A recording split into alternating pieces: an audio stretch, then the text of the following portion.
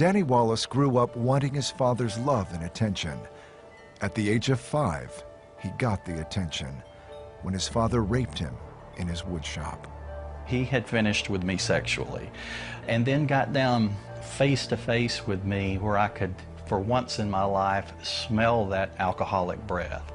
As he eyeball to eyeball told me, if you ever speak of this, I'll take your life, I'll bury you somewhere on this property and they won't find you for years. Physical and sexual abuse continued the next few years, driving Danny deep into personal and sexual confusion. It destroyed my vision of who I was. Instantly, I didn't know who I was.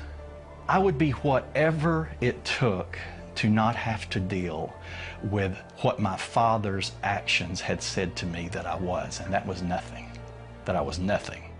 For years, Danny tried to earn his father's love, but when he was 10, his father lured him into an old barn where a group of men paid his father for sex with Danny.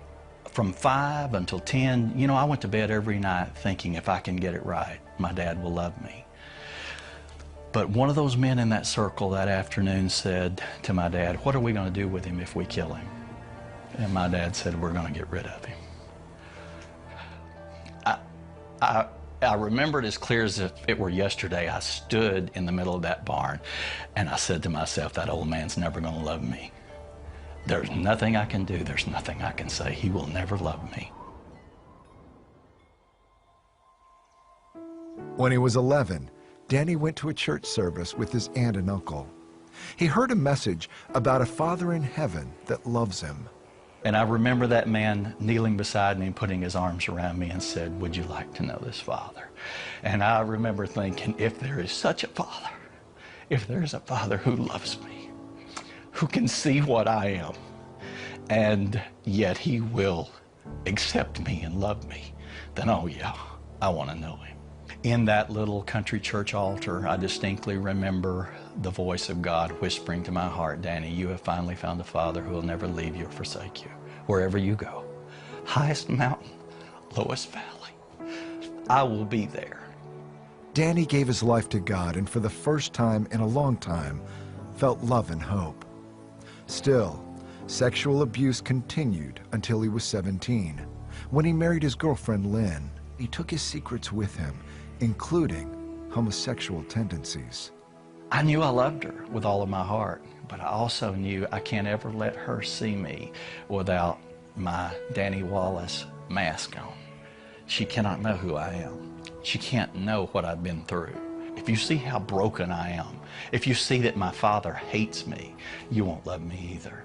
And so I had that secret. That secret just carried on all the way through my teen years and even into my young adulthood. For years, Danny lived a double life. He was a devoted husband and father and active in his church, but secretly, he had several homosexual relationships. His pastor knew something was not right and lovingly confronted Danny. He discerned my issue, came to my home and pretty much sat me down, and with all the love that a father would say to you, he said, this is what I see and this is what I think is happening. We want to pay for counseling. We want to get you all the help that you need. We don't care how long it takes. We do not want to lose you. And I remember that pastor looking me in the eye and he said, I will not let you go. I just will not let you go. Whatever it takes, whatever you choose, you just know that I love you and that we're here for you. And I made the decision that day that if there's freedom to be found from this stronghold, I want it. I want to be free. I just knew that I loved him, and I knew I wanted him free of whatever that was tearing him apart, because he loved us, and I knew he loved me. With the support of his family, he worked with a Christian counselor at uncovering the root of his issues.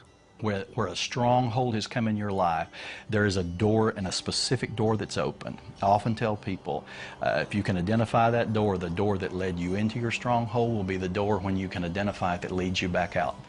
And he took me to that place of freedom that is found in absolute transparency, where I began to peel away those masks. Freedom comes from stepping to a place where the enemy can no longer follow you. The enemy is darkness, and he abides in darkness. What he really hopes will not happen is that you will find the courage to step from the shadows into the light of the truth of Jesus Christ. Because if you step there, you will now walk to a place where I can no longer follow you. One of the final steps he took towards freedom was to forgive his dad before he passed away. I said, I will not drag this ball and chain any farther. I will not go to bed hating you anymore. I will not get up with the memories of the past defining my day. I'm going to lay this down here. What forgiveness had done to me was lift me out of the pain of those old waters and placed me on a dry bridge of love and forgiveness for my dad. Today, Danny is eager to share his story about God's love and forgiveness. He wants others to find the same freedom he's experienced with his Heavenly Father.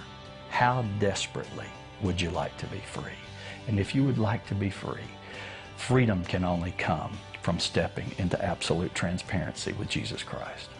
But my Lord, my Father, the one who spoke to me at 11 years old and said, I'll never leave you or forsake you, he is careful to tell us in the depth of our despair, I'll take you as you are.